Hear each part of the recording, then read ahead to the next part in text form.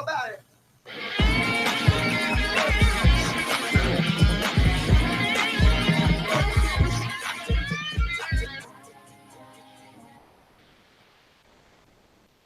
That was real good. That was money, first of all.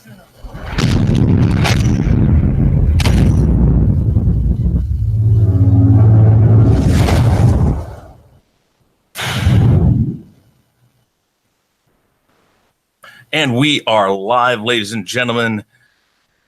Thank you for coming to episode 6 of The Gospel According to Chris. I have our special guest today. That is Stig. Stig, welcome to my ego trip.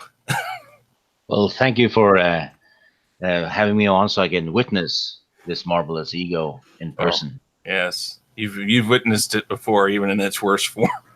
Well, it's always a joy.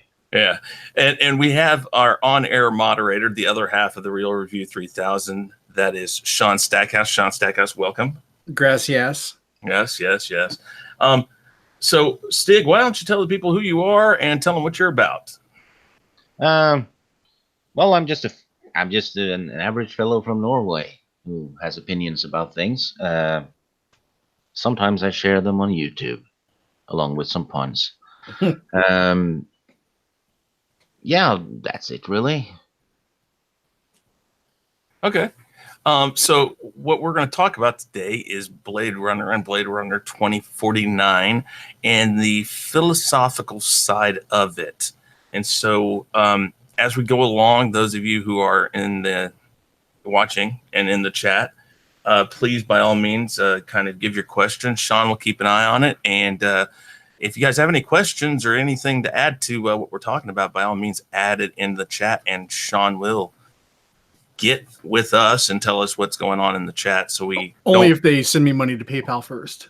Yeah, we'll work on that at a later date, Sean. We're trying, but we're not there yet.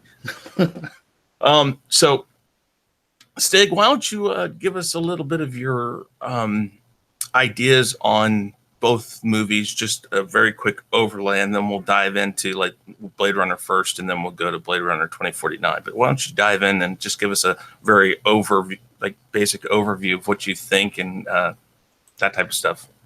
Well, I first watched the movie when I was a kid, and I guess I expected an Indiana Jones-ish movie because of the cover of the VHS tape had Harrison Ford dangling from that roof. So it looked like an action movie. And when I watched it, even though it wasn't an action movie, I was not disappointed. But I didn't completely understand the movie because it has a lot of depth. Mm-hmm. But I always kept rewatching it over the years. And every time I understood more about it, which is very rare for a movie, really. So I just ended up putting it near the top of my favorite movie list. Mm-hmm. And the first movie is a masterpiece, I'd say. Oh yeah. The second one is damn good. It's a very, very good sequel. You know, it's done right. It doesn't screw up the original at all. It's what most sequels should be, I guess. I agree with that. But rarely gets to be. Mm-hmm. The sequel never tries to top the original. It just tries to tell its own story in the same setting. Mm-hmm. And yeah, that's, in my opinion, that's the way to go about it. Yeah, I remember watching the original one very young. I don't know if I caught it right away, of course, but we're about the same age, so it was probably about the same time. I remember the first time I watched it was on TV, so it was heavily edited, of course, and it had the voiceover, which is something now it seems hard to find because Ridley Scott just didn't like the voiceover, so one of the first things he did was got rid of it when it was released over in Europe. And then he did the final cut and the definitive cut, and he's added and tweaked things here and there, but nothing that ever took away from the film. So I've always loved the artistic side and the story that it tells. And what's funny to me is that 2049, Blade Runner 2049 is a mirror or a parallel to Blade Runner. It is telling a very similar story, but it's not the same story. It is, you're following a character, and that character evolves and begins to change their view, perhaps, on things.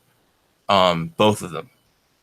And I think I think they both have very different points they're trying to make, but at the same time, I think those points are pointing towards the same thing. So, so in Blade Runner, the story. What do you think the story is trying to tell us, Stig?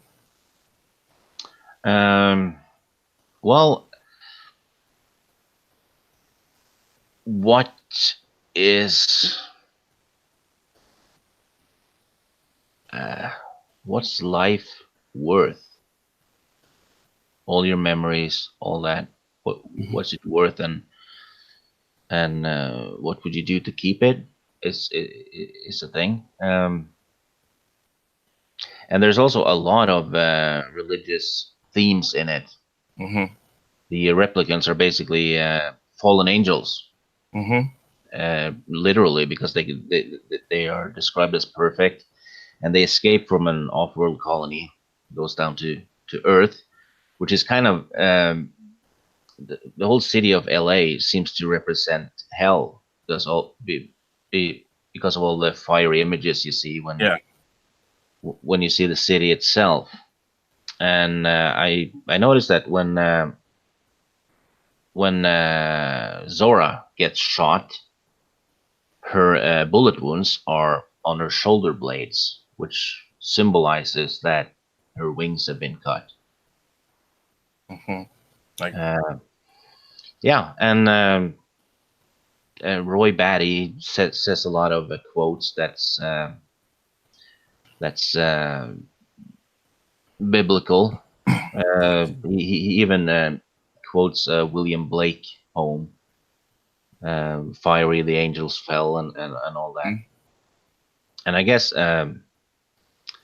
guess when he dies, the dove symbolizes his return to heaven.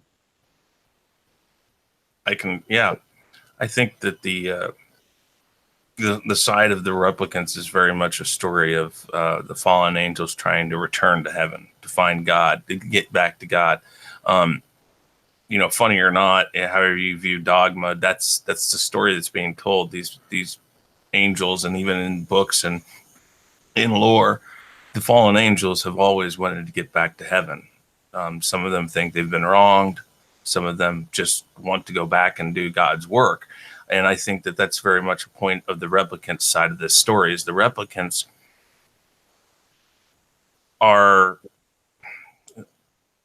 they're not really trying to hurt anybody. They just want to get back, and they want to, in terminology, they want to be fixed because they have a termination date. I believe it's 3 years or 5 years, one of the two. I can't remember right offhand. It's 4. 4. You see, I was right around there. So they have this termination date, and they know about it. And there's a lot of those things where they discuss with themselves and discuss with other people about having these memories and having things that aren't theirs, but they remember it like it was theirs, and they know it's not theirs. And Roy Batty he knows he's running out of time, and so he believes that God, which is Tyrell of the Tyrell Corporation, can fix it. And that's his story. That's their story. And you get a sense fairly early on that they are that most of them aren't going to make it because they don't have, in a sense, the patience that he does. He bides his time. He hides in the shadows because he knows that by doing so, he will get to his goal. You know, as so something just struck me when just before Roy Batty dies, Mm-hmm. he runs a nail through his palm, Mm-hmm. which is a stigmata, isn't it? It's representative of that. The way I think that they try to show it in the movie is that he's using it to kind of spark his energy a little longer. But I think the representation there is he's, for lack of a better word, he is causing himself self-harm. He's also bearing wounds for, I wouldn't say necessarily sins, but he's taking pain because he's fighting for those that he was with. Zora, Pris, Leon. Those Yeah, it kind of buys him a little extra time, which he uses to save Deckard. Yeah, and that's the thing. It's he during the two different sides of this movie is that the replicant here is beginning to realize what life is really worth, and he starts to actually appreciate life, no matter whose life that is. And Deckard, I think, in this movie, and the one thing I find that's in the book, it's been talked about. If you watch Dangerous Days, the documentary on Blade Runner, they ask the question in that, and it's asked in the book almost. Just it's there that Deckard constantly is wondering, am I a replicant? Because the ideas behind the book, which is Do Androids Dream of Electric Sheep, are transferred into this movie, but in a different way than the book handles it. But it's literally that humans are more replicant than the replicants are. The replicants are more human than the humans are, because the replicants appreciate life. Yet most of these people that are stuck in LA or on Earth, as you know, they go about their everyday life. They go to work, they come back, they do this, they do that, and it's this repetitive robotic motion. And so Deckard, about halfway through the movie, I think he starts questioning, am I a replicant? There's a deleted scene that I don't think they actually ever shot it, but it was in the script originally, that's in the book, where he's arrested. Deckard's arrested, and he's brought to a different police station than the police station he knows. And they tell him, no, you're a replicant, and we're bringing you in. And the police station is actually full of just replicants, and this is the true police station. And then, if I remember right in the book, this replicant that is also a cop, a part of this underground replicant colony, he frees Deckard and tells him, no, you're not. You need to go. And he lets him go. And that's about all that they really approach in the book. But he's told constantly these things of, he's given hints that he might be a replicant. And the book itself that Blade Runner is based off of, Do Androids Dream of Electric Sheep, the title suggests, because he has dreams of electric sheep, he wonders, because of his life and how things are, if he isn't a replicant. And it's the main core question for his character. And you don't get that explicitly from the movie unless you read into all the symbolism that's into it. So you have Batty, who's the main replicant, who's trying to live and just be free and have a life that he's no longer a slave. He just wants to be free, and he wants to live on. And literally, you get the feeling throughout this whole movie when he's trying to get to the Tyrell Corporation that if he just was able to do this and just able to live longer, that he'd leave everybody alone and go on his merry way and just live life. While Deckard's on the other side of things. He's just trying to hunt, and he's programmed to hunt these things down and kill them, and that's all he is a program. So you get two different sides of it from the opposite end. You know, a human who is more programmed, and an android or a replicant who's more human. And so I think that's the big thing going on here constantly, is that you have this back and forth between the two storylines that are going on. And at the end, it's actually the machine that saves the human. And at that moment, he realizes what life is worth. And that's when I think he finally realizes that in a lot of ways, it doesn't matter. It's just the will to live and the want to live free that makes you human.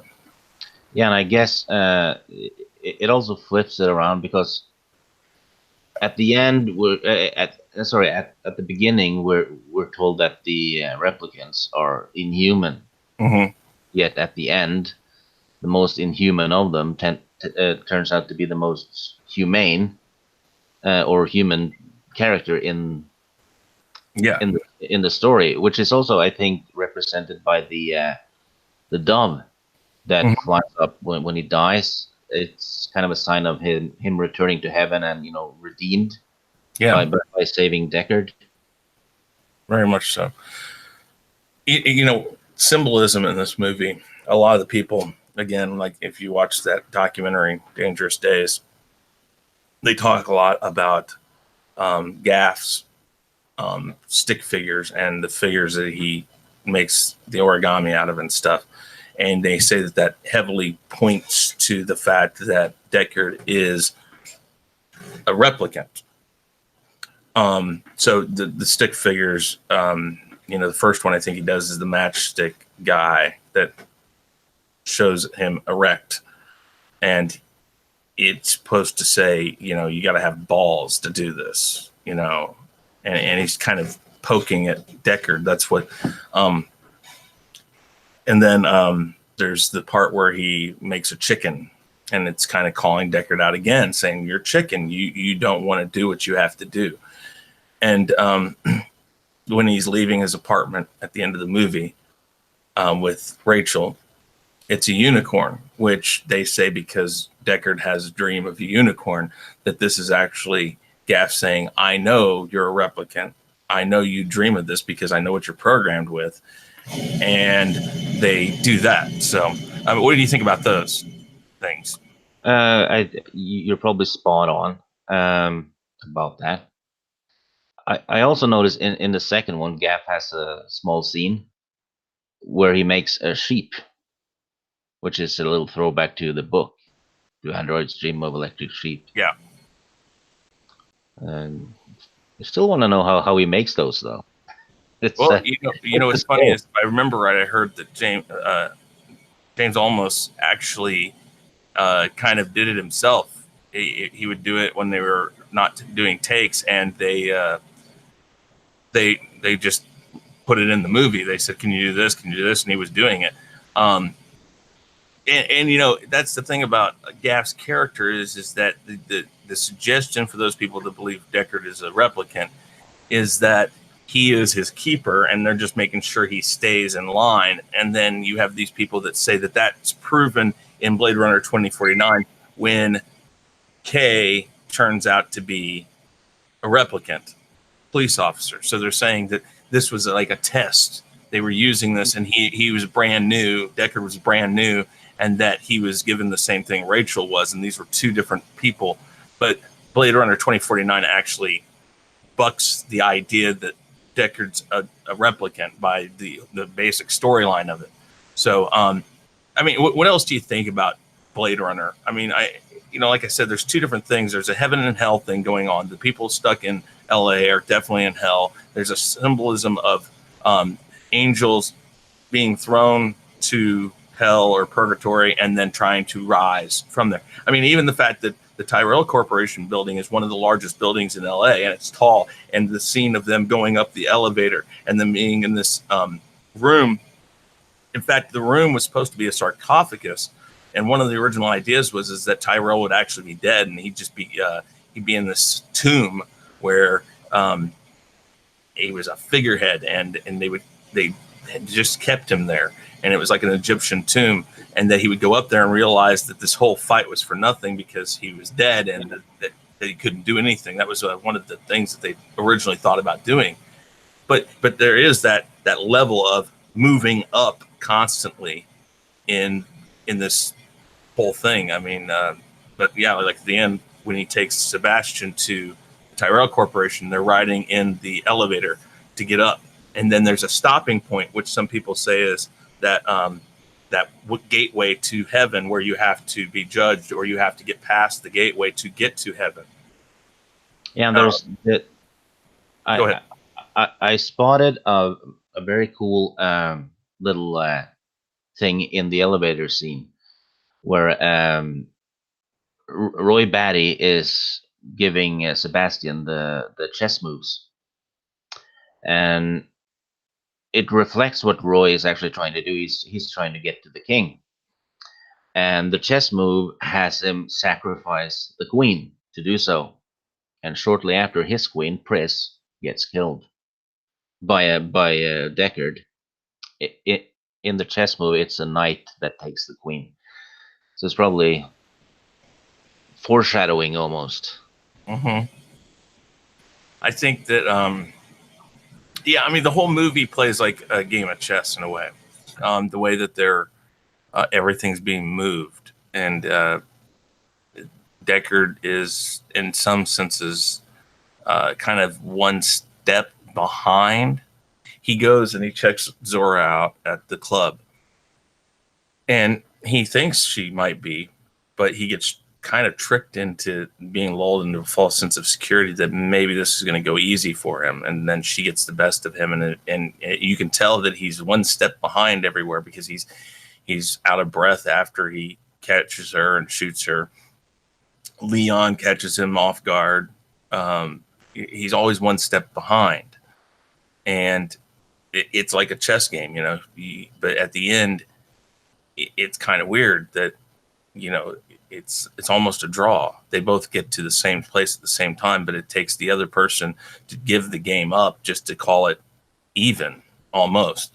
Because Roy Batty at the end, while he saves Deckard and Deckard, quote unquote, wins because he lives, Roy Batty is really just as equal, and he whether or not he dies, it's just based off the fact that, you know, he's saving him because he knows that's the only way that Deckard can live or win. But isn't chess also called the immortal game? it is in some places, yes, I believe so. Which, you know, it fits with the theme of the movie. It does. So there were several ideas for the ending of the original movie. The first one that was in the voiceover version was a happy ending, as Ridley Scott puts it. They, you know, Deckard is saved. Gaff sits there and says, "It's too bad she won't live," but then again, who does? And he flies off and lets Deckard take Rachel wherever. And in the 82 English or American release, I believe, they drive off into the countryside and everything's happy. They're smiling, and Deckard basically says that, you know, he explains that he knows that Rachel doesn't have a termination date.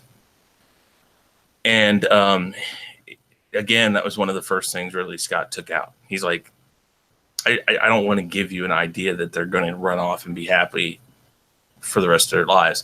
I just want you to take from it that life goes on, but you never know how long.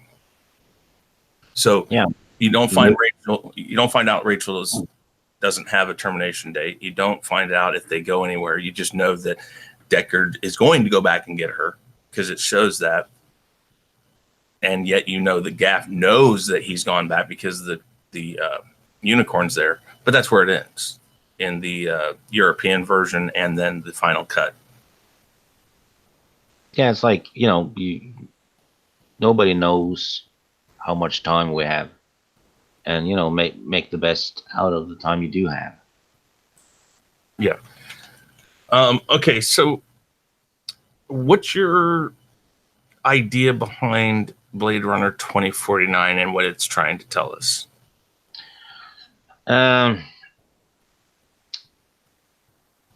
I've watched it twice, and it took me like 20 views to grasp the first one. So I'm lagging behind. But I guess the first one deals with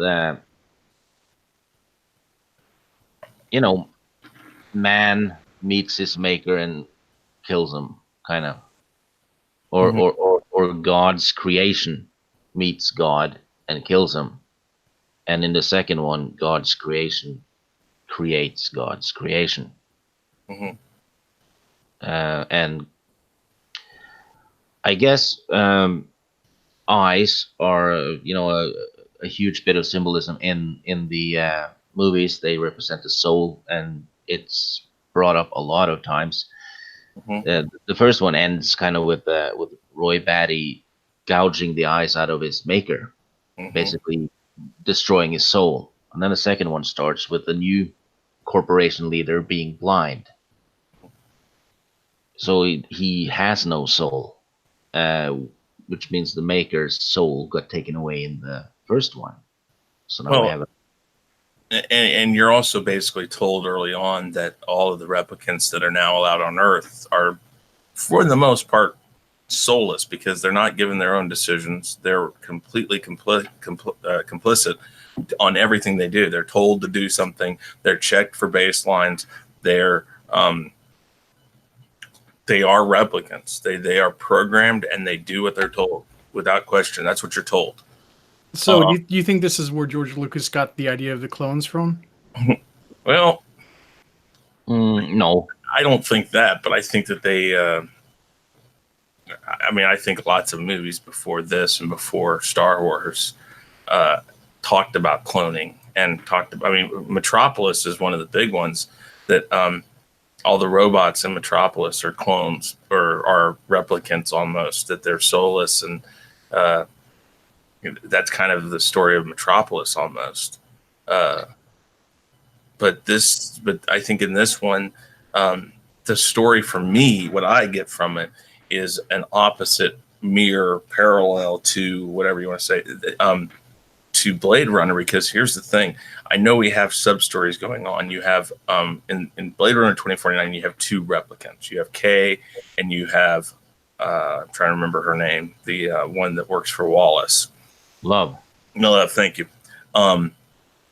You have these two, and those are your two main characters as far as the good side and the bad side, the heroine and the villain for the most part. Wallace is a villain, but he's not the one you worry about. He sends Love to do the dirty work. I think, though, that the parallel and the mirror side of this is that Deckard is a human that starts out more like a replicant, and he learns to be human. I think in Blade Runner 2049, Kay is obviously a replicant.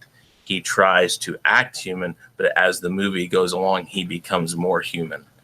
And I think they're trying to parallel what Harrison Ford's character was in Blade Runner with Kay in 2049. You're given a very similar character. They without a doubt are making them look very similar to how Deckard was in Blade Runner. Very similar. They found the best actor to play Kay, though, because Ryan Gosling only has one expression.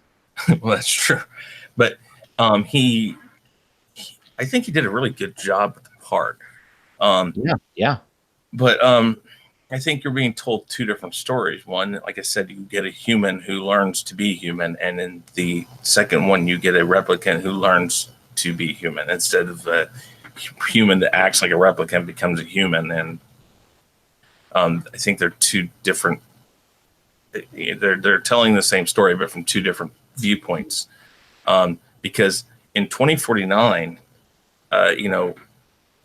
you got to wonder, even Oh yeah, I'm trying to remember what Batista's name is in the very beginning. Sapper. Sapper, thank you.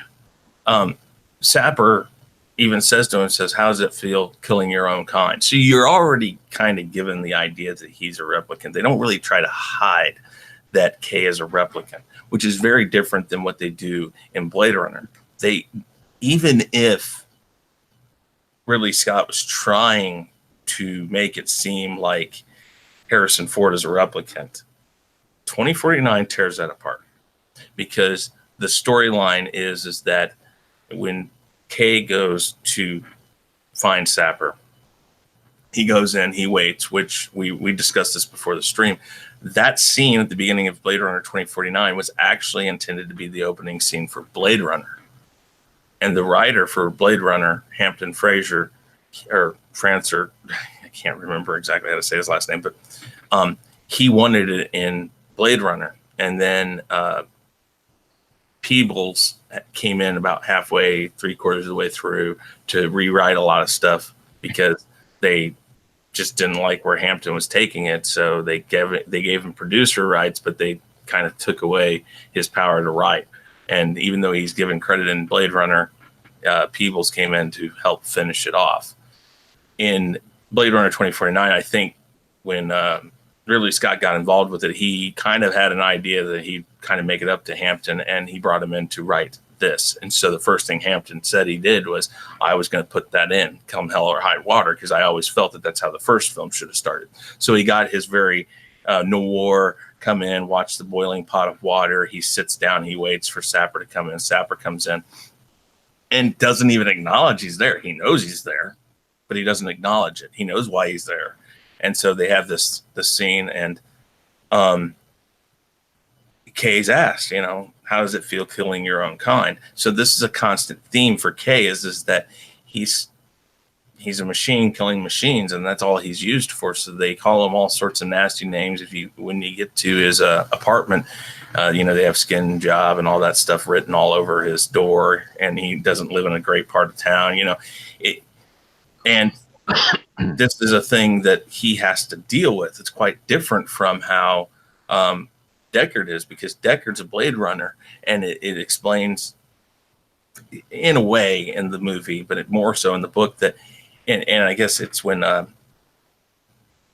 Bryant, his captain in Blade Runner, tells Deckard, he says, if you're not Blade Runner, then you're little people. Meaning that he's the low end of everything, and that he won't have his nice apartment, he won't have his nice car. You're nothing if you're not a Blade Runner. That's the only reason why you're on this earth now, and that's who you are. And if you tell me no, I'll make sure you don't have the comforts you're used to.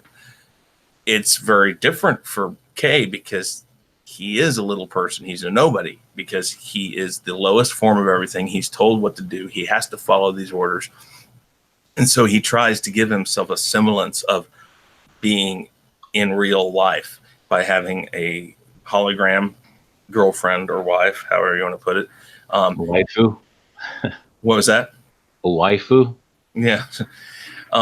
She, at the very beginning, when you meet the character that's his girlfriend or whatever, she's dressed up like a 50s housewife making dinner, but he goes in, he cooks this gruel in a bowl, and he puts it down in front of him, and then she comes in and puts down this hologram like pasta dish or something. I can't remember what it was, but she puts it down to cover up what he's eating, and he's pretending that he lives a normal life, that he is human. He's pretending, and he knows he's pretending.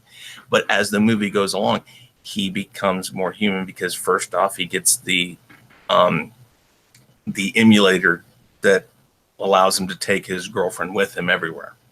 So now he can leave and take her out with him. And now he's playing house even further from where his house is. He's able to feel more human, because there's this companion with him that can talk with him everywhere he goes, that he identifies with and that he sympathizes with. And then when you lose her, when she's eventually destroyed, he feels that loss. And this is where he really starts changing. He starts realizing the importance of life, even if it's fake life, which he's surrounded himself with. That's what I get from this. I mean, am I crazy? Probably. Well, I guess it also asks the question, where or when does fake life become life? This is actually very interesting, considering the technology that is in our life now. Mm-hmm.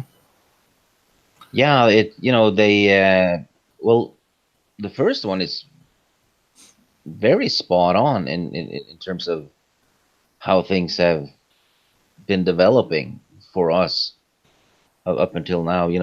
Animal species are getting extinct by the day, really. Yeah. And oh, that's the thing I noticed. In the first one, they make a point of telling us that animals are probably dead, but For the most part. yeah, they use replicated animals. In the second one, it has happened to the trees, because we're told real wood Yes. is very, very expensive, and it showed up in the scene with Wallace, who is filthy rich, and his whole chamber is made out of wood. Yeah. I'm trying to find the exact quote. Well, they bring it up and it's slowly touched on, like it is in 2049 about the wood. It's slowly touched on in Blade Runner about the owl when he first meets Rachel. The owl flies through. They again focus on the eye because, as you said, the eye is the very central point of, at least definitely the first one, because the tests they use to test replicants is based off the eye and the fluctuation and responses to questions. The animals, you see it. If you get the special editions and stuff where it has multiple discs and has the cut scenes in it. One of the cut scenes is a Doberman that they focus in on the eye, and the eyes always glow or show a different color. But the owl comes in, and Rachel walks in and says, "Do you like our owl?" And he says, "Is it fake?" And she says, "Of course." And then he says, "It must be very expensive." And she says, "It is," or something like that. In the book, it states first the owls died. So in the book, the owls are the first animal to go extinct. So that is a direct correlation to that. But all these animals are a sign of wealth in the first book.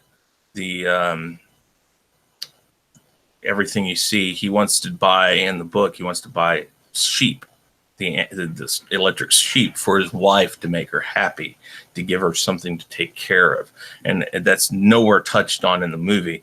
But you get the explicit idea that things are bleak because there are no animals, or if there are real animals, that you wouldn't be on Earth. Zora says it. He says, he asks, "Is it fake?" The snake, and she says, "Do you think I'd be working here if it wasn't fake?" And that's telling you that if you own a true animal, you are far above everybody else because you have just multiple amounts of money to sell. In the second one, like you said, when he takes the wood in to the peddler to test it or to see what's going on with it, he said the first thing he says is, "It's real wood. You're rich," or like you hit the jackpot or something like that. And I think he even says what type of wood it is, and that even has more symbolism when you think of where they find Rachel's body in the box is under a tree. Hey Chris, I just want to say that Harrison Ford is in the chat and he says, "I didn't really like working with Ryan. What's his name?" Oh, look at that! I hope that's really Harrison Ford. That'd be great. Too much to drink, Dr. Jones? I think that that's a very point blank statement of what trees mean, because if you notice, the tree is like tied to keep it up. It's being held by guide wires and everything. So obviously Sapper is taking care of this tree for many reasons. One, the value, probably. Two, the fact that Rachel is there. And 4, it symbolizes the tree of life. It being dead and being held up or by artificial means. I think. And what I mean, again, I think we get kind of the God idea, not immaculate conception per se, because Rachel is a replicant, and like I said, in this movie, you do find out that Deckard is not, because it's very poignantly put that the child they are searching for, that was Rachel and Deckard's, is special because she gave birth to it, but he's human. So somehow the two of them have conceived something that, according to the police department, is an abomination. Midichlorians. And and Wallace views it as a key to an endless stream of replicants that actually are alive. He thinks he can reproduce what happened if he can get a hold of the child. He seems to be wanting to conquer the stars, really, and he needs replicants as a workforce to do so. Yeah, it's very heavily implied that he, even though he's made them complicit, in the long run, to bring it up in a weird way, what Sean said about the Clone Wars, they're designed to do what they're told until the person who made them tells them different. And that's what I think he's doing. He's trying to make as many of them as he can and get them out there in all the branches of Earth to basically, when he says go, that he'll take over. And it's really kind of an interesting thing. And I asked you this before, if you thought that Wallace was a replicant. I think he's so androgynous, and I don't mean that in the male-female way. I mean that in a android or a replicant human way. He is kind of somewhere in between the two, it seems, but it's not very apparent necessarily one way or another, because he has that that implant that I'm not sure if that's attaching him to those little probes that go around his replicant at that one point in the movie. I'm not sure what that's about, but it gives you the idea that perhaps he is a replicant, but you don't get that feeling per se, because he treats the replicants like slaves and like minorities to him. I think he's just a human that has lost his humanity. And I think that's a good point, because that right there is kind of the point. It's a reversal, again, a mirror image of the first one, where instead of a human who is learning to gain his humanity, this is a man who's lost all humanity in him. Even though he's human, unlike others. Do politics play any role in this movie? I don't remember. Not much, really. No. It's politics, what's going on around you, it's more of a personal journey. It's about personal journeys. Filled with a lot of universal themes, I'd say. The part where Kay kills Love, I guess they're fighting and they end up on the shores of, I guess what you'd say is the Pacific Ocean. I'm not positive. It's very ambiguous what they're showing, but it's near a large body of water, so you assume, I guess, it's Pacific Ocean. But they're fighting in the spinner or the vehicle, and they end up getting washed out into the ocean and then fight some more. And she goes back and says, "You lose," and he sits there for a minute and he waits, because he's been told by this underground society of replicants that the only way he can ensure that the child is safe is to kill Deckard. Because so this is almost like he's at this moment where he's fighting Love, he's kind of contemplating, should I just let her go do it? And then I think that's when his humanity comes into play, and he says, no, I'm going to make sure this man can meet his daughter. And so when he kills Love and they go out in the ocean, Deckard and him are out in the ocean, and Deckard pulls him out of the water and he says, you should have let me die back there. And he point blank says, you did. Meaning nobody knows otherwise. You are free now to see your daughter. And I this is what I've decided now. I saved your life, but made it look like you died. And so he has a moment of humanity there where I guess at that point when he realizes he's not the child because this whole time he kind of has these memories. Again, this is where the implanted memories come into play. He thinks that he's the child because he knew where the horse was. He has these memories of these boys chasing him. He thinks he's the child, and then he's told flat out, we all wanted to be that child, but we're not. And I think that's where he gets his moment of redemption. He knows that this is his chance to be human. I guess the comment about, we all wanted to be that child also kind of reflects how the replicants also wish they were human, because they would have been born like that child was. Yeah. And again, this is very much Roy Batty's journey. There's a moment when, again, Deckard's life is in peril, and it's a replicant that saves his life, so he can continue. So life can continue. Deckard, for all intents and purposes, he could be dead in both movies. He could have died in both movies, no problem. I mean, the only thing that saves him are these androids, these replicants. So it is that that need of the replicants to save life, even if they cannot be saved themselves, because it's very it's not directly shown, it's not directly told to you, but you're pretty certain at the end of 2049 that Kay dies. Yeah, kind of. He's bleeding out on the stairs. The snow, which means he's getting cold.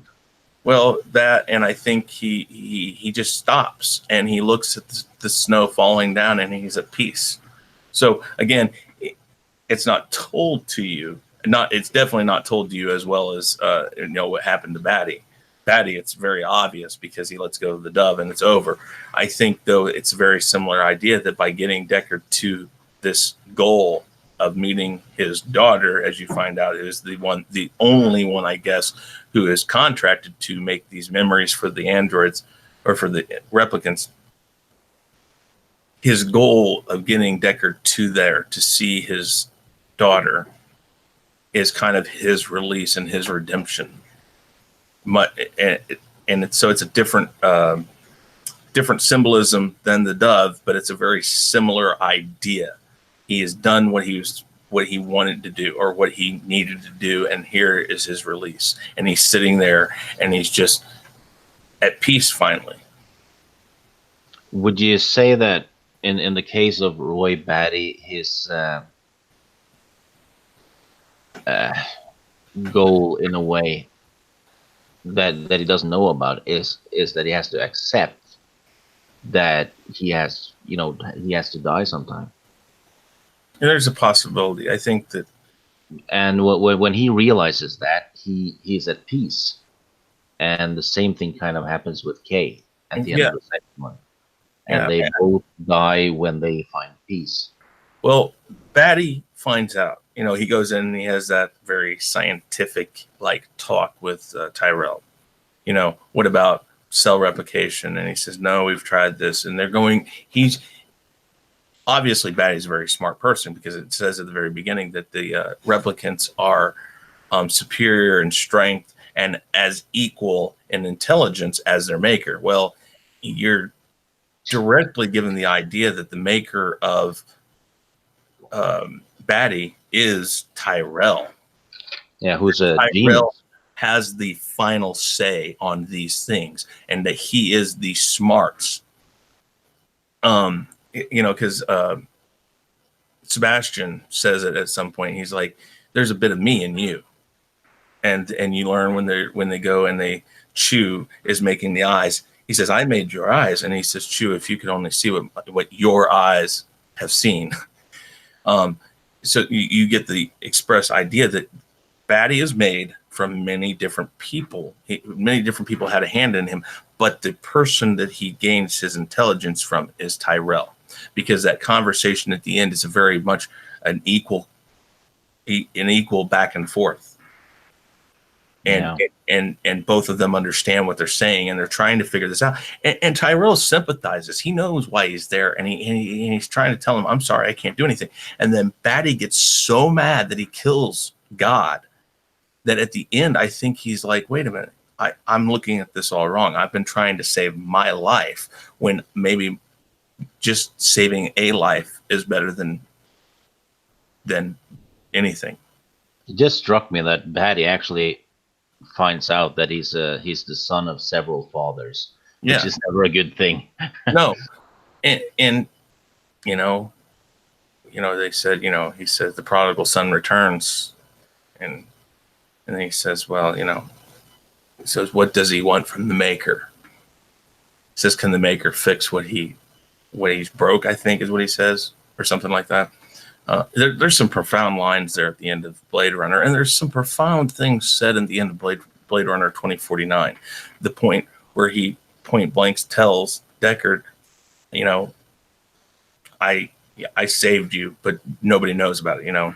I did this so you can see your daughter. There's the part where they're talking in Vegas, which is kind of funny because Vegas becomes a wasteland of nuclear fallout.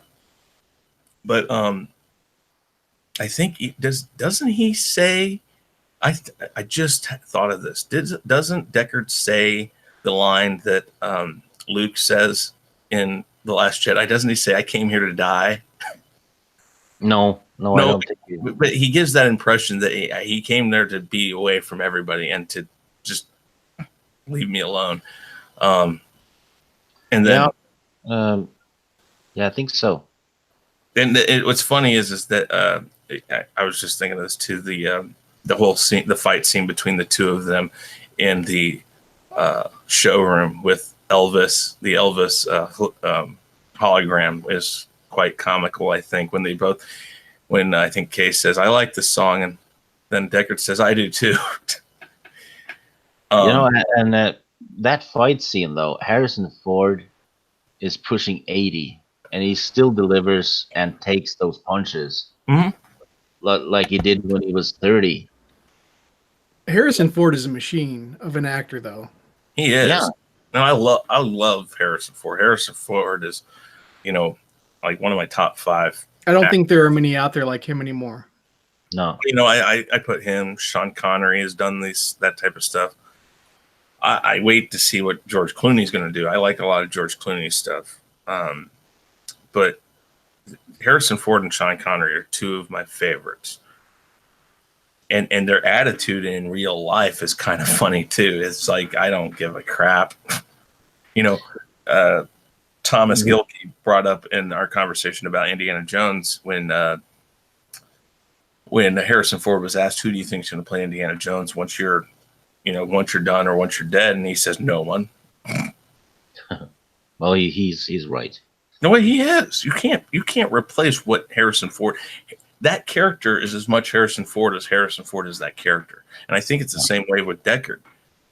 I couldn't see. I mean, they picked a good guy to play Kay, and he's very, like I said, he's a very good parallel to Deckard. He's very similar. They made him look kind of the same way. They dressed him kind of the same way. The way he is in his spinner, the way he conducts his investigations is very similar. They made a lot of good correlations between the two, but he's not Deckard, and they don't try to make him Deckard. I just thought of something else. Go ahead, though. I just thought of something else. Yeah, it just struck me that every actor in both movies give a 10 out of 10 performance, I'd say. Oh, yeah. It's completely flawless when it comes to acting. Mm-hmm. I did think Harrison Ford was better in the sequel than in the first one, though. Because I think he had more passion in it. I think he had a lot of so more many years because in Dangerous Days he says he was miserable in the shooting of the first one, and I think probably because he wasn't the main character, he didn't have to shoot as much. I think maybe he was just more into it, and he was able to separate what happened in the first one and kind of look at it as I don't know. I think he is a really good performance in the first one, which I find surprising, hearing the things he says about it and how miserable he was and how horrible the scene conditions were and things like that. But shows how professional the guy is, though. Even if he's miserable, he still delivers. Does his job. You can't tell me that he liked the writing of The Force Awakens, but he still puts on a hell of a performance in the movie. Yeah, he's the best actor in the movie. Yeah, he's still Han Solo. I mean, it's Han Solo through and through. That's the best part of that movie. I mean, it's probably not easy stepping back into a role 40 years later. No, it isn't. But he does it, and he does it in this one too. It's like you can go from one to the next, no problems. But I just thought of something, and tell me again if I'm crazy, which Sean will say I am. I just thought of this. So K is a replicant, and he's a replicant Blade Runner. And you're given the impression in Blade Runner that Deckard is the best because Holden, the one that gets shot at the very beginning, there's a scene where that's cut from the movie, but it's in the cut scenes where he goes and he sees Holden in this breathing chamber that he's in after getting shot. He's still alive, and he's reading Treasure Island in this like e-reader type thing that's up on this the dome of his breathing apparatus thing. Ford actually quotes Treasure Island when Kay finds him in the sequel. Yes, and he Holden tells him, he says, Deckard, these people are different. They look, they smell like human. They act like humans. He says, I didn't have enough time because Leon shoots Holden at the beginning of Blade Runner, and he tells Deckard in this cut scene that he's like, I don't know how we're gonna tell. They're gonna, you got to be careful, man. These guys they're chameleons. They're hard to tell. But you find out at the end when he survives only because Batty saves him, but he does survive the whole thing. He does kill all but one of them himself. Well, no, I take that back. Rachel does kill Leon, but he does do the work supposedly that Bryant sent him to do. So Bryant says, "I need you. You're the best." What if Kay has been cloned or replicated and then programmed as Deckard because Deckard was considered the best Blade Runner? Interesting idea. Because they are definitely making him look like Deckard. He has Deckard-like tendencies. He acts kind of like Deckard did in the first one. And I just thought of that, is that he's a replicant. He can be designed however the company wants it. So the LA Police Department, even though it's, 2019, I think is when Blade Runner happens. I believe it's 2019. Yeah. And so here we are. And both of them actually kill women like they were dogs. Mm-hmm. I mean, Harrison Ford just shoots them in the back and all kinds of stuff, and Kay just drowns one. Yeah, and so they don't have any. They're kind of ruthless on how they do things. No scruples. Yeah, but 40 years later, if this was your epitome of the best Blade Runner you could find, wouldn't you have been able to somehow figure out a way to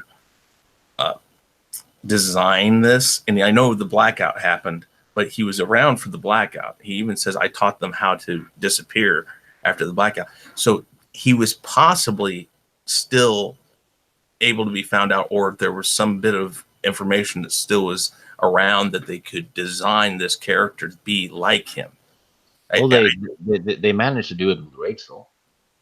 Yeah, well, that's true, and that's a very interesting scene where he's like, her eyes were green, and Wallace, he proves that he is inhuman, he just gets up, or no, he tells Love, take care of this, and she just shoots him. There shoots Rachel, just boom. And when you see it, I mean, that was a wonderful scene because they did such a good job. And I'm pretty sure it was CGI in the face and stuff. I'm not sure exactly how they did it, but I'm pretty sure it was CGI. But they did a very good job the way whoever they got to do the walking and all that, it looked very much like Sean Young. And that's a fun bit of trivia I actually saw. Sean Young, in order to protect the inclusion of Rachel in the movie, pretended to be outraged that she wasn't involved. She said she had never been asked to be involved with anything, and she actually trained the double. Oh, that's cool. Yeah, and she went on social media or in the interview and said, people should boycott it. I'm not in it. I'm not involved. And, all that just to keep the inclusion of Rachel under wraps, to hide it, which was kind of cool. Yeah. Well done, Sean Young. She probably took a kick for it too. Yeah, I think it did a really good job with that scene, and I like the fact that they brought it was all very much a sequel, and I wouldn't say it's a sequel on the level of Terminator 2, which in my opinion is one of the best sequels ever, not including like The Empire Strikes Back.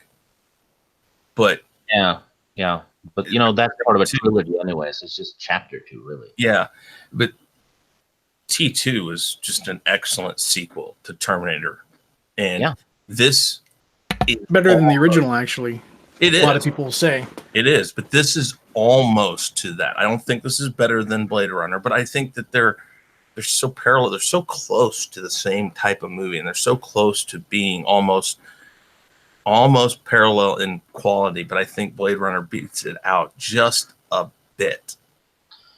Yeah, because Blade Runner is flawless. There's no plot holes, no cracks in the story. No. Terminator 2 has kind of a big one at the end, where the T-1000 impales Sarah Connor through the shoulder, and then he tries to ask her to call out to John. He doesn't need that. He could just kill her, emulate her voice, and call to John himself. Mm-hmm. Oh, that's a good point. Yeah, there's some things in that, but I think that I still think Blade Runner plays better than Blade Runner 2049 in some ways. There's some. Both movies have lull points, but but Blade Runner seems to seamlessly keep going towards a final destination. You're kind of left wondering until the very end what's really the final destination. You're given a kind of a MacGuffin through it that is K. Then you start believing what he believes, that he's the son of Rachel and Deckard, and it's a MacGuffin. You find out at the end that's not what's going on.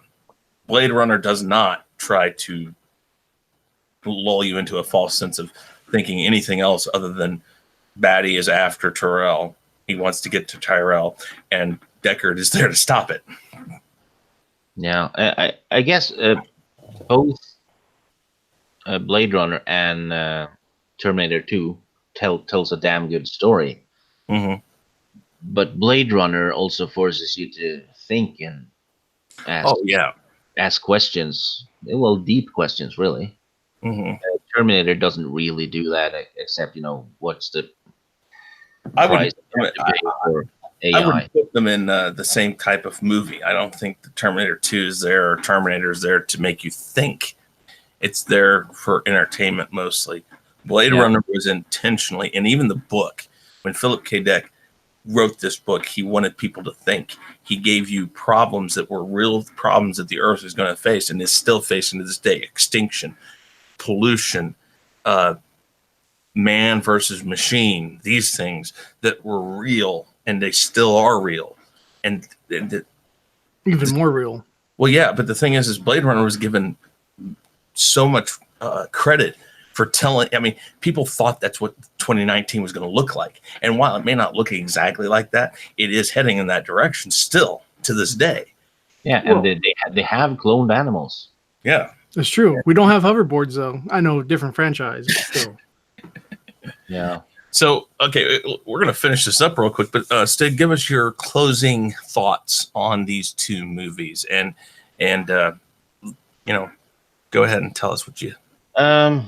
I'd say the movies are very unique in the way that they tend to grow on you, even though you love them. They can still grow on you, and there's still new details and things to notice about them. And I definitely say both of them qualifies as art. Mm-hmm. They are, yeah, absolutely art. Philosophical crime movies, maybe. Yeah, I mean, they're detective movies that are laced with a lot of philosophy in it. Yeah, all kinds of undertones and themes, and I guess maybe all the pollution and the cloning, the prosthetics, all that is even more relevant today than it was back then.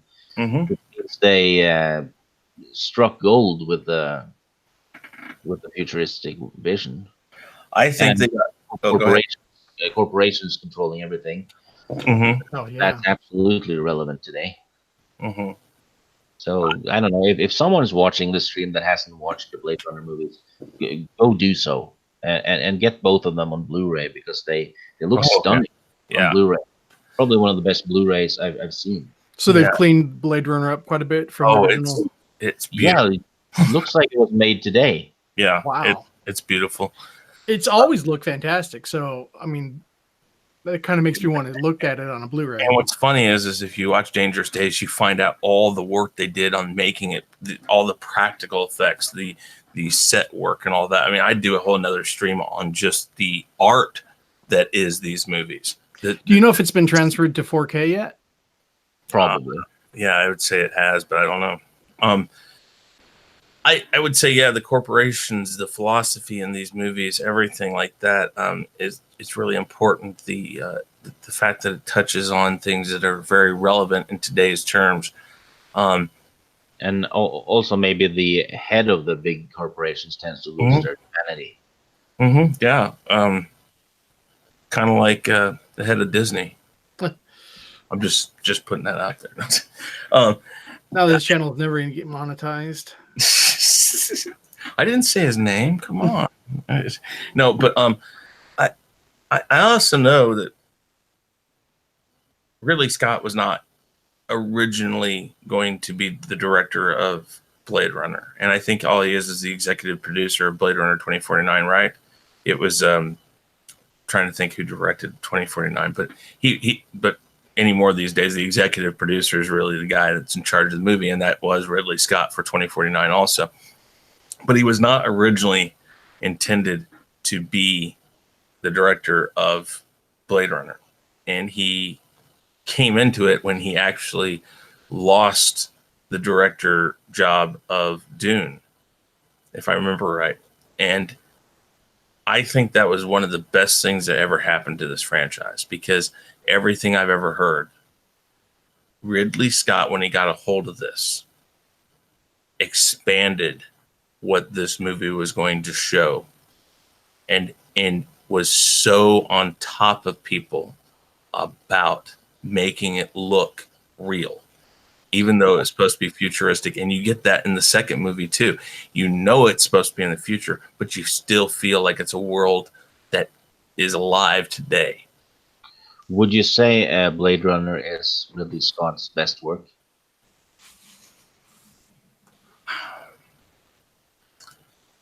I would say it's quite possibly his best work. I know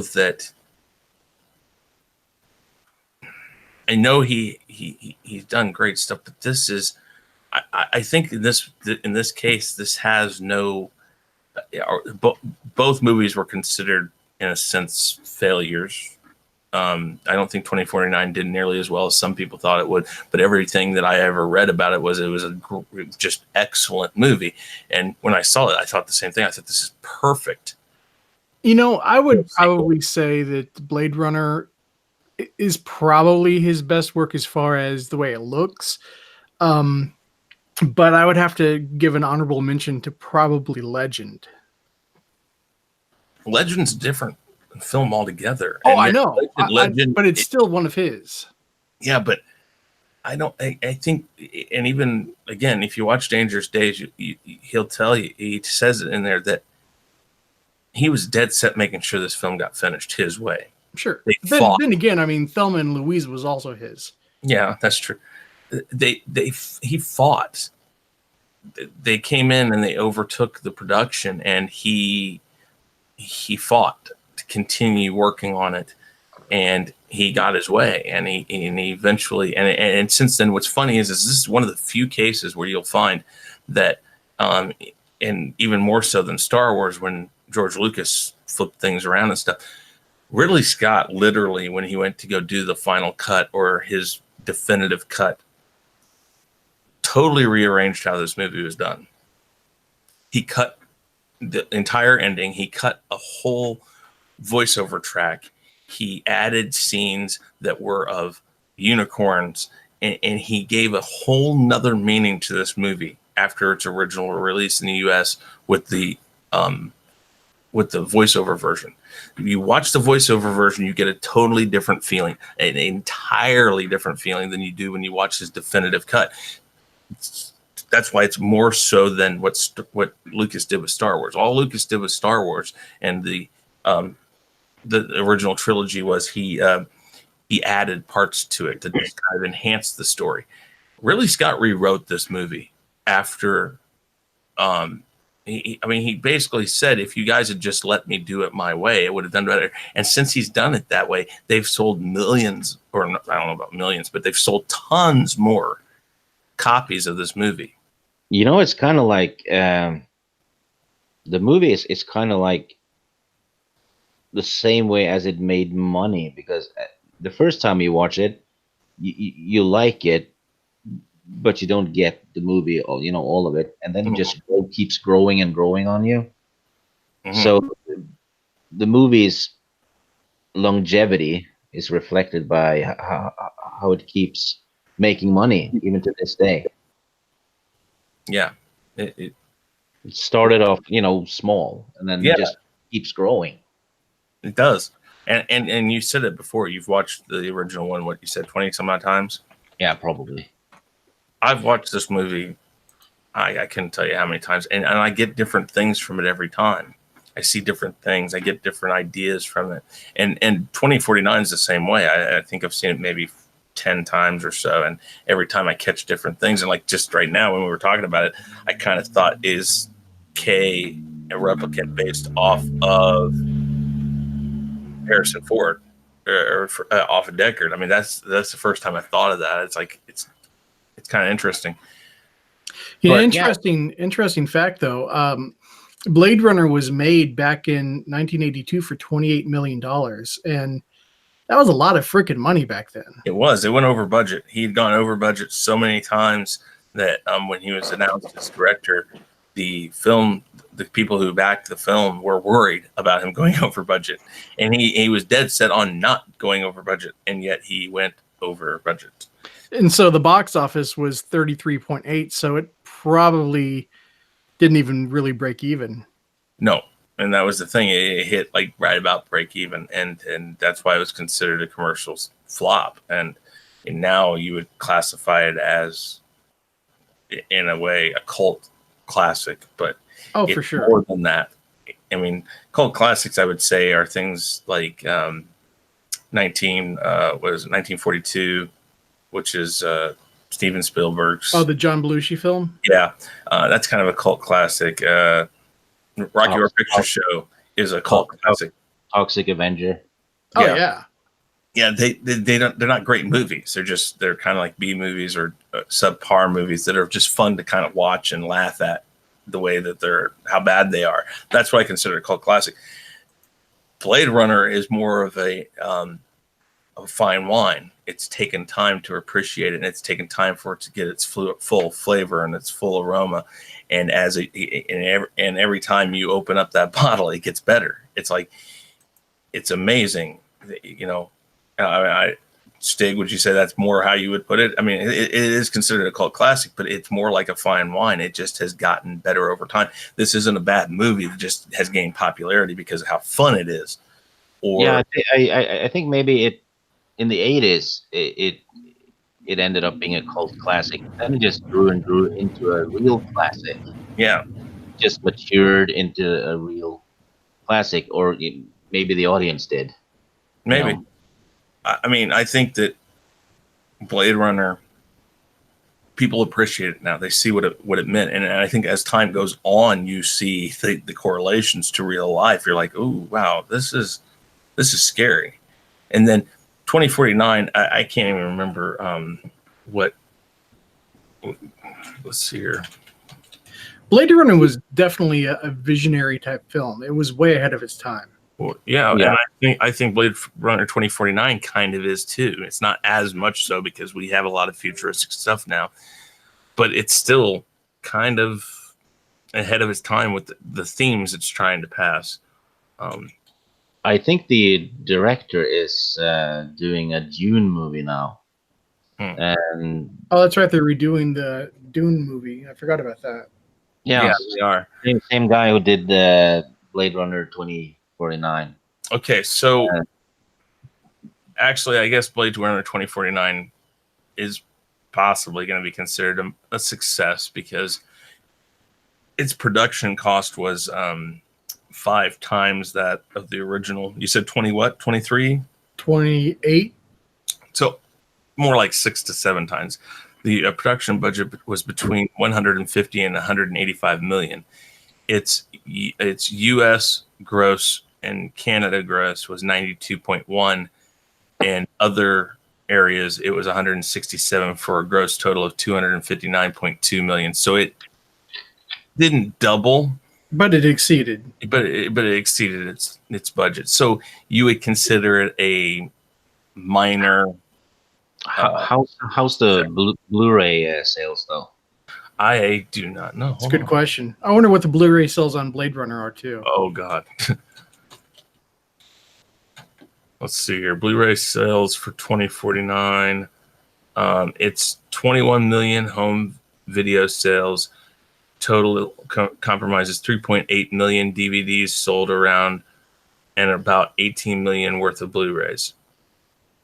The total makes Blade Runner 2049 the third highest selling home movie release in 2018, behind only horror sensation It and surprise family smash Wonder. Yeah, which was a thing with the first Blade Runner too. It was a big hit on VHS. Yeah, I mean that's where it was appreciated. Let's see, the Blu-ray sales of Blade Runner.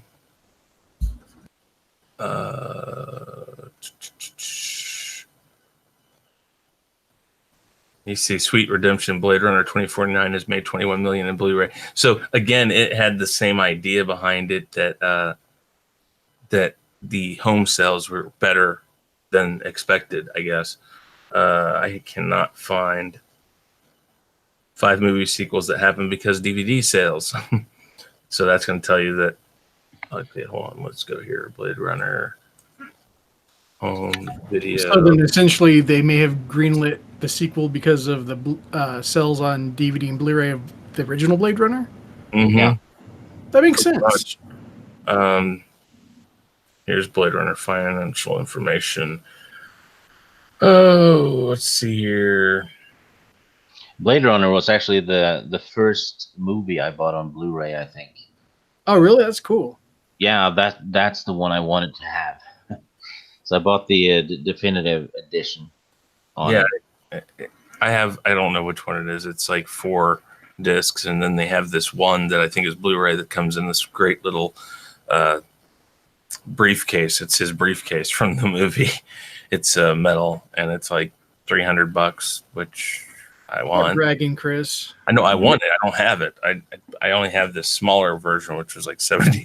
But I want a kind of like a collector's edition of the Blu-ray, where the Blu-ray is inside the corpse of Pris. You just want to see her naked. Well, Daryl Hannah. Well, yeah, it's Daryl Hannah, and that was actually her first. I think it was her first film. Oh well, we can't fault you for that. No, we can't. I mean, who? Especially after Splash. I mean, Right? Who wouldn't have wanted to see her after Splash? Come on. Yeah. Well, it's before Splash, but I'm saying. Oh, I know, but I mean, Splash, after she, like, hey, after she made a splash and splash. how about you make it so Daryl Hannah comes and wears nothing but that as a necklace? Stig is silent. You just made it awkward, Chris. No, I didn't. Chris is such a tease. What? No, you know, Daryl Hannah wearing the Blu-ray as a necklace. Yeah, with nothing but that. You wanted her. You wanted her corpse. Yeah, I'm dark. Okay, on that note. No, she was dead at the end of the movie. True, she was. And shot right in the... Yeah, you know, you could have like DVDs stuffed in Count Dooku's head too.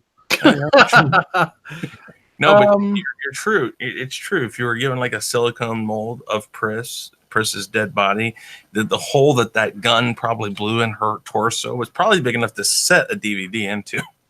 Yeah. So I'm looking at pictures of her now, and you probably don't want that to happen, but may definitely back in the 80s.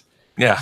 No, she's a bit rougher. So, okay, guys, we're gonna wrap this up. So, Stig, do me a favor and pimp out yourself one more time. Okay. I do have content on my channel now. You have ducks. Yeah, ducks and nature walk.